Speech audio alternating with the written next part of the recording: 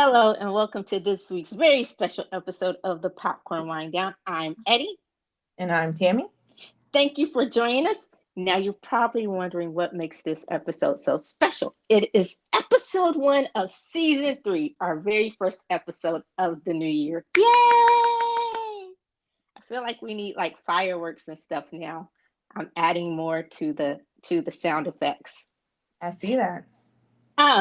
So before we get started, we got to give a shout out to our sponsor. Ready to take aim at the new year? Begin by learning a new hobby, archery. Nothing like shooting that bow and arrow to set yourself or those who have wronged you straight.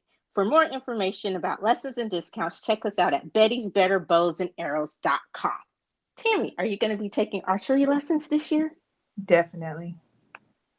You don't sound too convinced. I think you would be a good archer. Why? Because I got anger issues? I did not say that. I did not say that at all. You're not denying it either. I don't think you have anger issues. I think you have OCD issues, control issues. I do have that. You're correct on that part. It might help you, although I don't know if you might need to be the person with a bow and arrow. Never mind. This week, we take aim at Disney's latest Marvel series, Hawkeye. We catch up with Clinton Barton, a.k.a. Hawkeye, as he tries to reset his new normal after the events of Endgame by focusing on being a family man.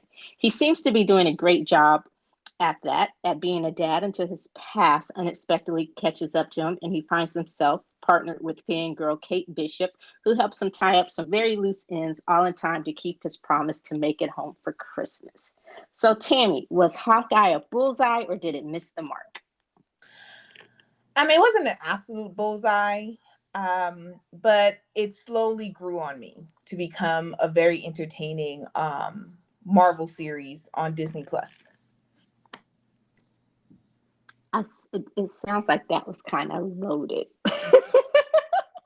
No, I'm sure we'll get into more details, but when I first started Hawkeye, I wasn't entertained. Like, I was ready to give up on it and be like, I don't know if I really want to review this show. The first episode was very boring to me. It was very draggy, but then what I realized is all of the Marvel series, to me, the first episode is always draggy and always boring, because it was the same thing with WandaVision, where I was just like, I don't know if WandaVision is really going to be for me. And then it became like my favorite series. So Hawkeye, suffered the same thing, and it got better starting halfway through episode 2 up till episode 6. What about you? Yeah, well, you know what I say. I always say the first episode of anything is like the pilot, and you have to give it room. You have to give it room to grow and kind of see where it's going to go. It's very rare that I just think that I've seen very few first episodes that I'm just like, oh, okay. So it was a little slow going, but I understood what they were trying to do. They had to, introduce us to, even though we knew Hawkeye, we've always known him as one of the Avengers, and probably the one who was featured and focused on the least throughout the whole Avengers series of movies. So we had to kind of get into him, his character introduced, and see how they were going to build and tell his story. So I thought it was very interesting, and I liked it because I liked it more than I thought I would, although Hawkeye has always been one of my favorite Avengers.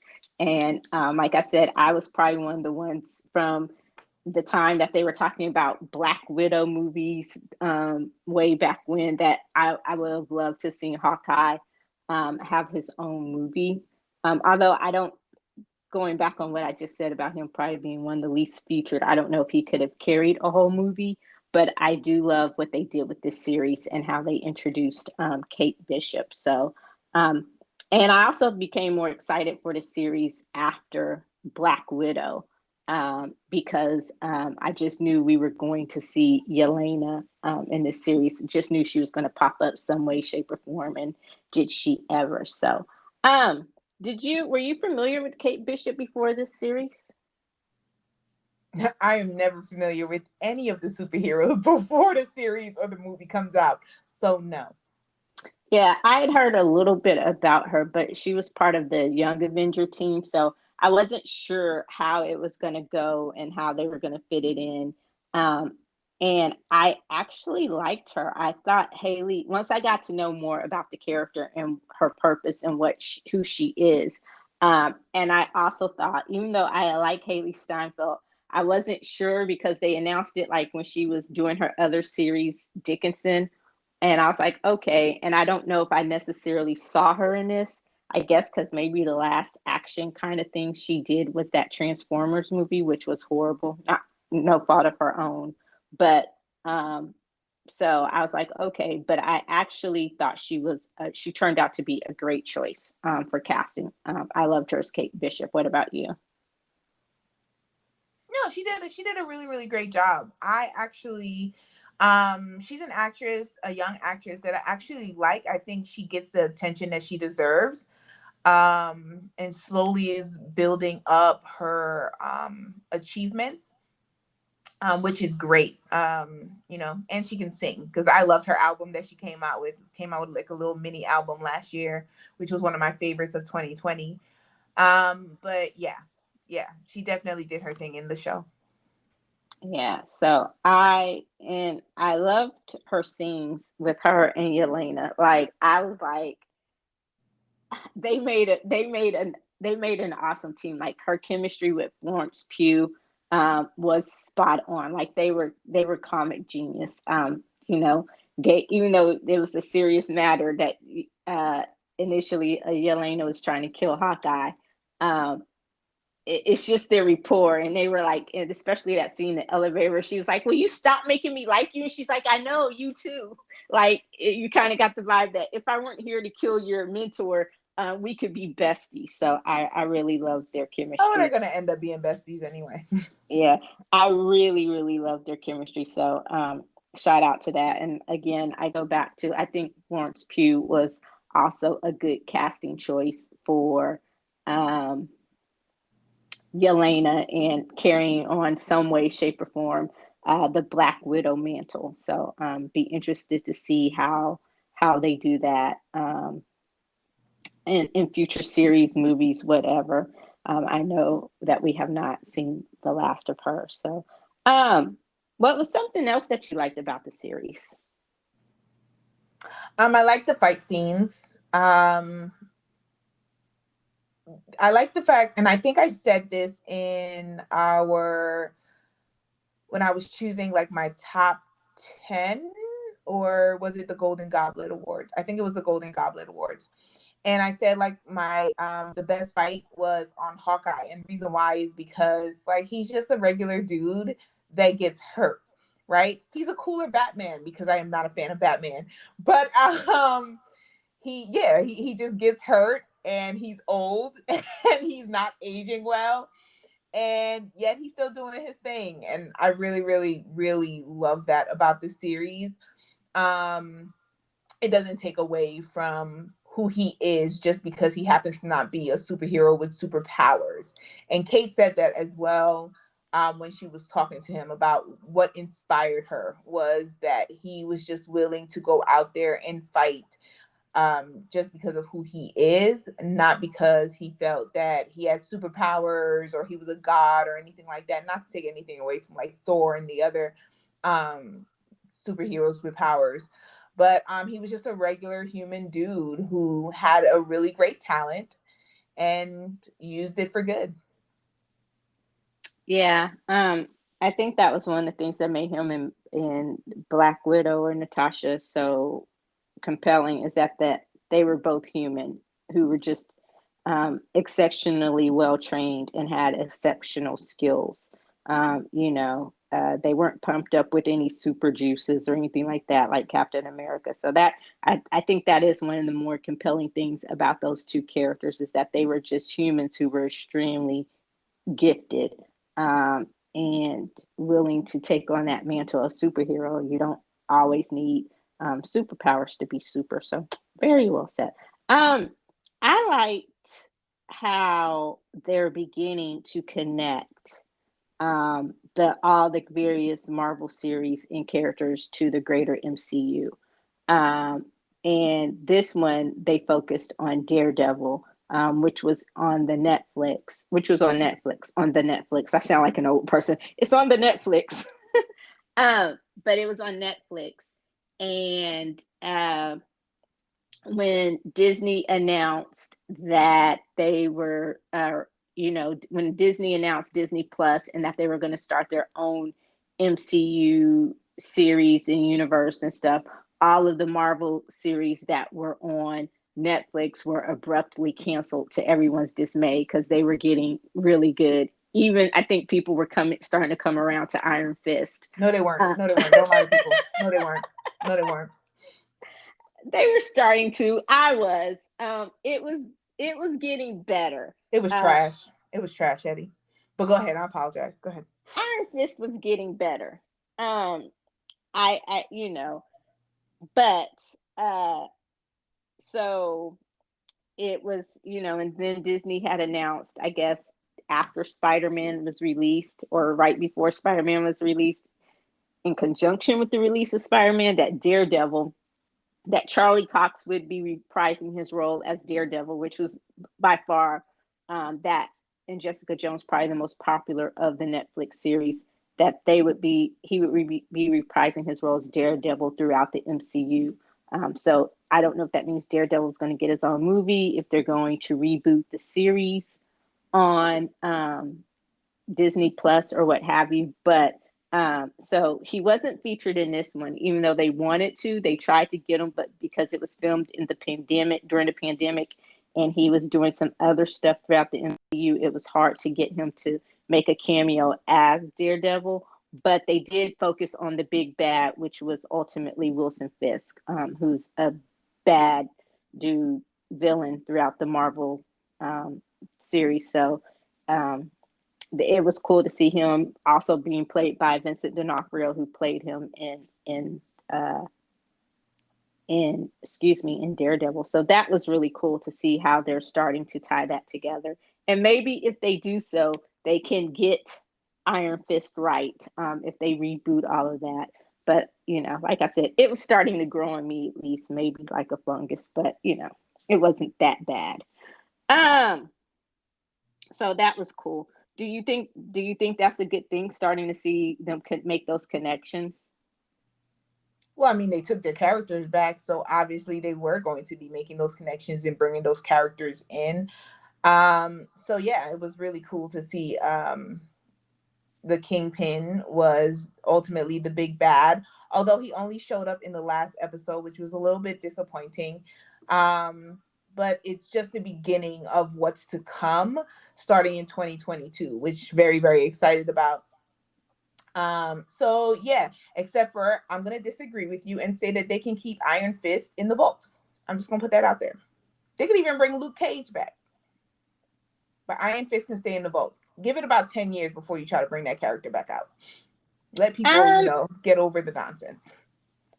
Well, here's the thing. I think what upset people is that they didn't like that they stuck to the original casting of Iron Fist. Like, his parents died in China. He was a white kid and all of that. So they wanted to make him Asian, which, um, but yeah, I don't have a problem with it. If you, like I said, it may give you a chance to do it right.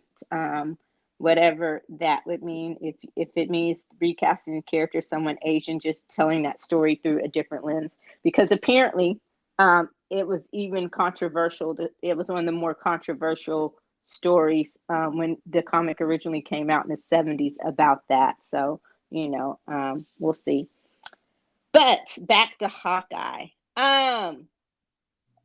I really, really, really enjoyed the character. What did you think about Maya Lopez and her story? I thought she was badass, even though she kind of started off as a villainess. You understood her drive, though. I found her to be annoying. I understood her purpose, but I just found her to be annoying. And I mean, she was driven all by emotions. And how much of a villain can you be when all you're driven by is emotions? You're not strategic in the choices that you're ultimately making. It was all based on her emotions because what was Hawkeye's villain name? Ronan during the blip. Ronan. Yeah, because Ronan killed your daddy. Um I appreciate the fact that Marvel is also opening the doors to different communities coming in and getting more limelight, and being the focus, because ultimately Maya gets her own TV series that's supposed to be coming out next year for Echo. But the character in Hawkeye, yeah, I mean, I understand why everybody loved her, but I just kind of found her to be a little annoying. And I don't understand how she was the leader. Like, I just didn't feel that I didn't see it. I didn't see it on her being in charge, except for the fact that when her father died, she was just ultimately given the position by Kingpin. But I didn't get the whole being in charge of the tracksuit gang. Yeah, like, and I was gonna say because Kingpin was her godfather, and he felt, I guess, we won't say guilty because Kingpin feels guilty for nothing. He's the textbook definition of a psychopath slash sociopath. So, I think that as much as he could have loved or cared about someone, or mimicked those emotions, it was for her. But killing his best friend and her father obviously was something different. So like I said, it's Kingpin. But yeah, I think that, and from what I gathered, is her heart wasn't in it. She took the position, but ultimately her entire goal was to find out who killed her father. And so she was being driven by grief. And that was her whole purpose, is to use the tracksuit gang to ultimately get to Ronan, who killed her father. And that was it, because she didn't seem vested in anything else but avenging her father. And like you said, grief, it grew, so I think that sets up the whole thing for Echo. And that was my question, is okay, is Echo, because I don't know much about Echo either, I'll have to do some research. Is she a good guy, bad guy, somewhere in between, an anti-hero? Because you could kind of see that once Hawkeye set her on the path, or he, it was like, okay, um her focus shifted. So I don't think her heart was ever really into the tracksuit game. And you saw that when she asked Kazi, who ultimately becomes the clown, which is Marvel's version of the Joker, even though we didn't see him in the full get up in this. But Wait. Pause. So you mean that Marvel has a character that's called the Clown? yeah. Very controversial statement. But have you noticed how a lot of these characters were stolen from DC? Um, it's not. They're mirror. No. It's actually a fact. A lot of DC characters, famous characters, are based off of DC characters, and they just made it their own. No, I was gonna say it's not controversial. People in the Oh, comic, or who were familiar with the comics, they say that all the time. Like, Captain Marvel or Miss Marvel, they actually have someone in DC, and she called Marvelous, though, or something like that. So there, no, there was an actual Captain Marvel in in DC, DC, that's what and it the was. person who created Captain Marvel, at some point or another, I think, like, went over the person who created Captain Marvel for DC went over and started working for Marvel or something like that. And so Marvel made their own Captain Marvel. And then it was a whole big, like, controversy and lawsuits and everything like that over them having two characters. But then Captain Marvel for Marvel became more famous because it's based off of the, name Marvel. So then they changed the name to Shazam in DC. Uh, Shazam is Captain Marvel. That's the actual original name of the character. Shazam is Captain uh, Marvel. Okay. So it's not controversial. Like that has been a statement around for a long time. And but yeah, and they say that's probably why they didn't show Kazi in the full clown getup, is because they didn't want to, have any beef with DC over the Joker. Although Kazi is a little bit more flamboyant than a Joker, especially as far as I'm not Heath Ledger, excuse me, he was a marvelous Joker. But as far as Joaquin Phoenix played the role, so yeah, I don't know if we'll ever see Kazi or the clown character make his appearance, but that's who Kazi was. And so what I was getting at is that we kind of saw it when she asked Kazi to run away with her at the beginning. And that love story, I'm like, okay, are you asking him as someone who's in love with him or as his best friend? Because that kind of just blew me away. Like I knew they were close, and I knew, but I always got like the brother sister vibe. But the way she asked him and the way they were kind of looking at each other, I'm like, okay, are y'all lovers? Like what the hell? I don't think they ever went there, but they could. Yeah, so I was just like, okay. And she was like, run away with me, just the two of us. And, so that's when that's when you really knew that the feeling or the vibe I was getting, that her heart wasn't in it, wasn't in truly leading that gang, aside from avenging her father, was in that moment right there. So I am interested to see how the Echo story goes and how they reintroduce the character and how she does on her own, because I'm sure and you're right, there were parts where she was annoying, and it's just like, okay, but I'm sure as the lead of her own show she would be less annoying. But I did think she was kick-ass. I loved her character, and I loved when her dad was teaching her, and how excited she was to go to like the deaf school when her dad was like, no, we can't afford it, but and he just taught her how to navigate the two worlds. And so and how she just really paid attention and was able, especially in class when she kicked that little boy's ass. And I was like, oh wow, so I just thought she was a badass character on so many fronts. But yeah, She also seemed I to be a genius. yeah, very, very smart. So I'm looking forward to the Echo series, and hopefully, like you say, as a lead of her own series, she will be less annoying. And I'm sure that would probably be a great place to see Kingpin pop back up, because spoiler alert, I'm sure Kingpin is not dead. Even though she did take that last shot and it looked like she had a kill shot, I'm sure Kingpin isn't dead. But um, what else was there something else that you liked or disliked particularly about the series? Um, it goes back once again because I think this was the part that I really enjoyed the most. How they showed a realistic view of all the fighting that Clint went through and the bombs that have gone off near him. Really messed with his hearing. He had a hearing aid.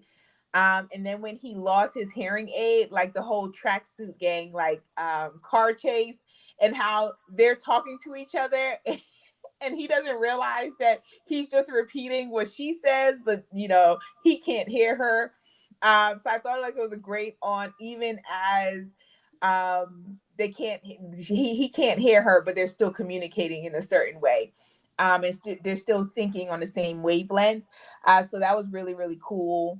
A very sweet moment is when his son called, and he still hadn't fixed his hearing aid, and so Kate helped him to communicate with his son. I thought that was really, really, really sweet. Really, really cute. And my next thing is, okay, maybe you can explain this to me. I didn't get the whole Yelena's anger thing. I thought she was just acting like a petulant child. I get that you lost 5 years of your life in the blip and you came back and your sister is dead. I get it. I definitely do. But then you focus all your attention on killing her best friend, who you knew was her best friend. Like you knew that Clint was her best friend, and yet your whole focus was killing him just because your sister jumped off a cliff. Like, she didn't get the full story. She didn't ask for the full story. Like, they just told her, like, oh, he's responsible for your sister's death. And I'm like, okay, I'm going to go kill him. Like, it just seemed way off to me, but that was just me. Yeah, well, it was from, I think, and it was interesting that you brought that up. Before I answer that, I will piggyback off of something you said. The part with her helping him with his son, that was really cute. That was one of my favorite moments. I loved really all of the bonding moments between her and Clint. Kind of like the hero worship and the fangirl. And sometimes they say never meet your heroes, but she didn't seem to have that problem, even when she saw the human side of him. She accepted him as is, and I thought, it was just really, I loved their bond between Kate and Clint and I'll call her baby Hawkeye, and big Hawkeye. It was really good, and how he felt protective of her, even when he tried to push her away, to appease her mom or whatever.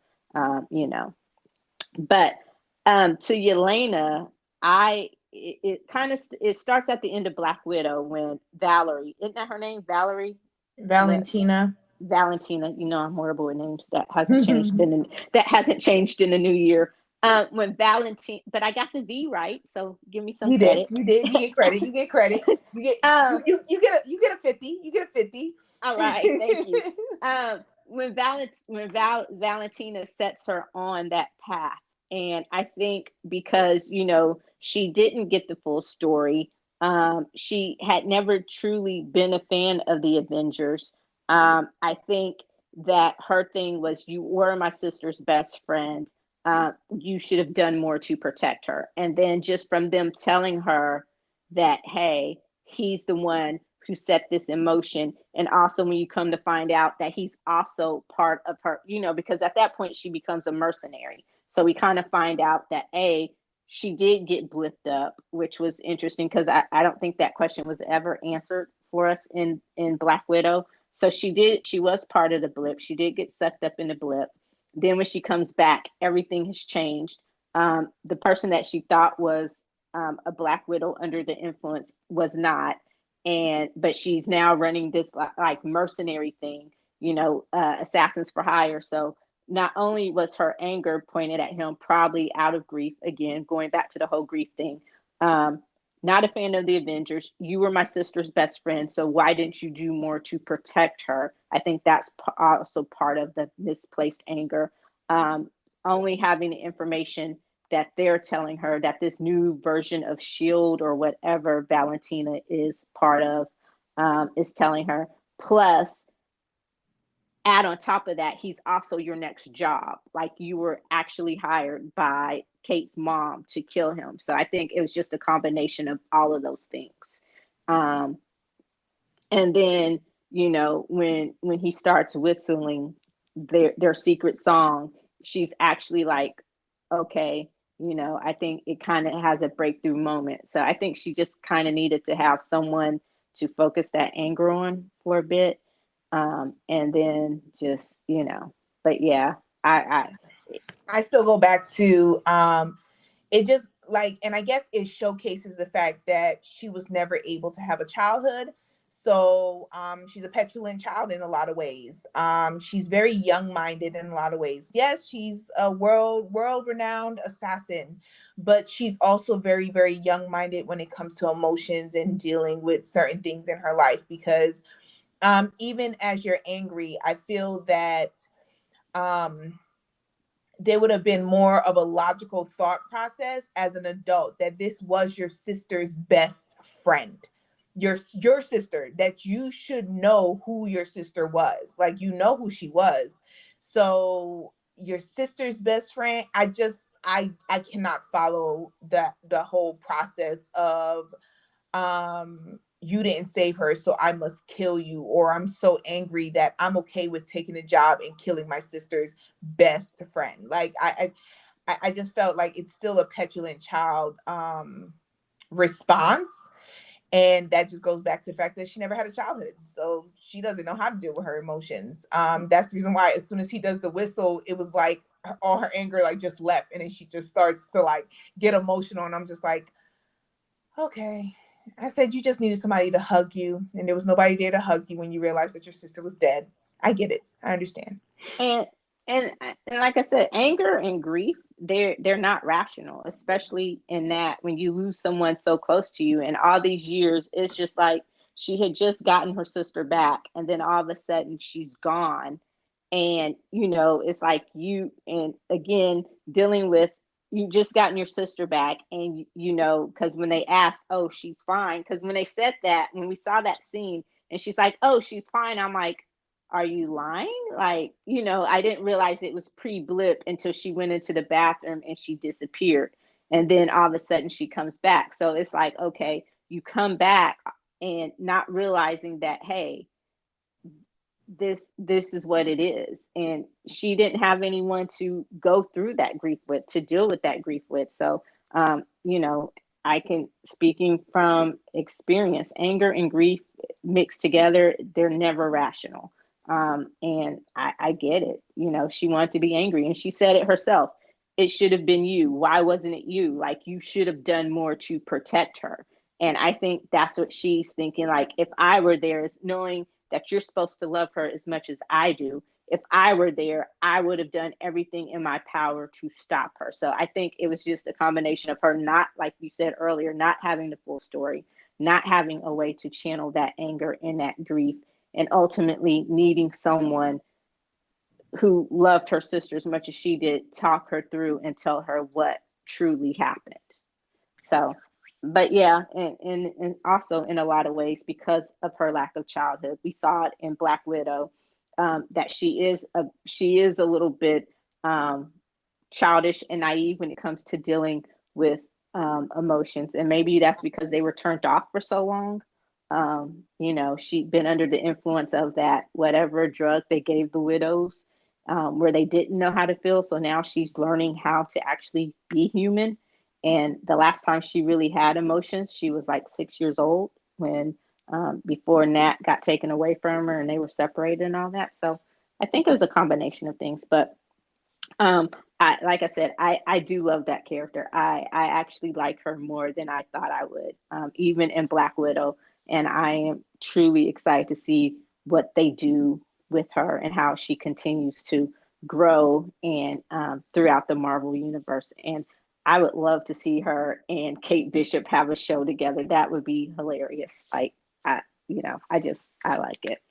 Um, what else? Oh, what did you think about the LARPers? I loved them. Next.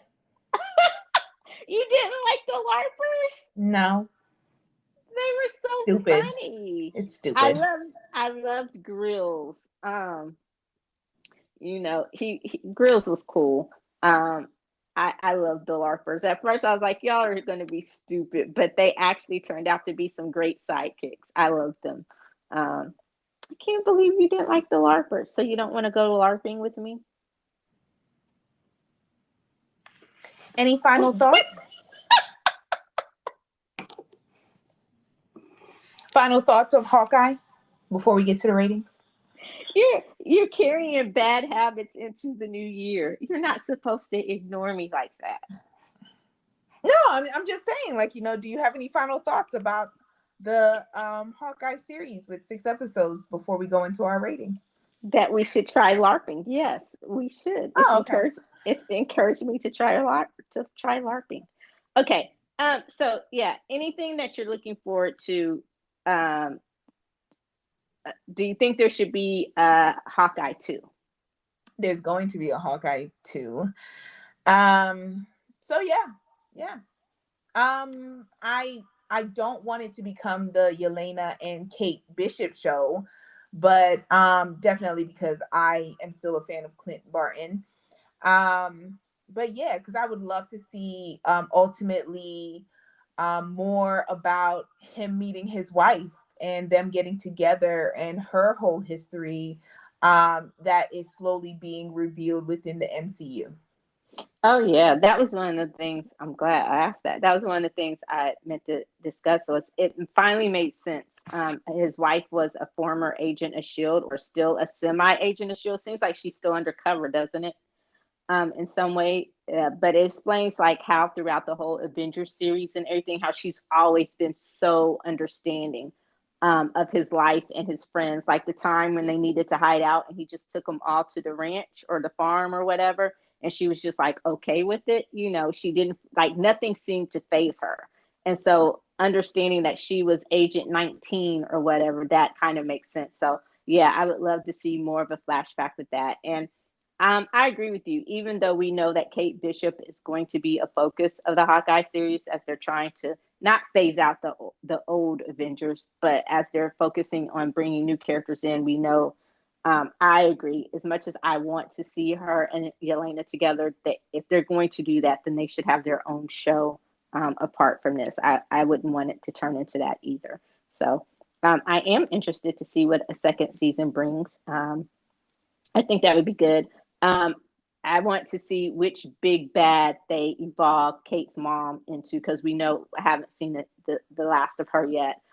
She was more evil than she let on. She definitely wasn't completely under Fisk's thumb. I think it was just when he started threatening her daughter that she wanted out from under his. But she was okay with taking the money and doing the dirty deeds until it started till it started affecting her daughter. So I have an idea of who she's supposed to be, but I want to see if it happens. I forgot the lady's name anyway. On top of that, but she is see if they turn her, if she's actually going to be that big bad. Um, all right. So anything else? Any final thoughts? Thoughts? No. No. Okay. So what is your rating for Hawkeye? I'm gonna give Hawkeye a 3.25 popcorns. And I would suggest it to anyone. They just got to get through the first episode and a half. I gave Hawkeye a 3.75. I liked it a little bit more than you did, but yeah, I guess maybe my Yelena love, and Maya wasn't as annoying to me as she was to you, but yeah, I enjoyed it. I definitely would recommend it. It's a quick, easy watch at 6 episodes, um, and I think it does a great job of um, beginning to tie in the rest of the auxiliary characters and shows into the Marvel universe. So, which when the shows were on Netflix, they said they wouldn't have a part in the greater universe. But it's cool to see them starting to get their due and get melded into the universe at large. So I look forward to seeing other characters maybe pop up: Luke Cage, Jessica Jones, even an Iron Fist here or there.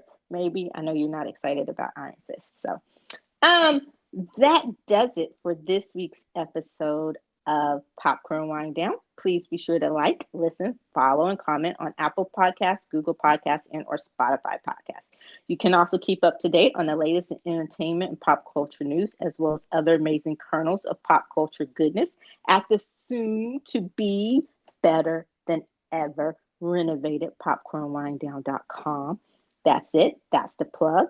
Still don't have my sound effects, so pop, pop, pop, pop, pop, pop it at a pop. Um, Thank you as always, and be sure to join us next week when we stick to the Marvel Universe and discuss the long-awaited, much anticipated Spider-Man No Way Home. I am so excited about that. Have you watched it yet? Have you seen it yet? Nope. I, ah, yes, I cannot wait to discuss that with you. So until next time, stay tuned. Um, and until then, I'm Eddie. And I'm Tammy. Bye. Peace.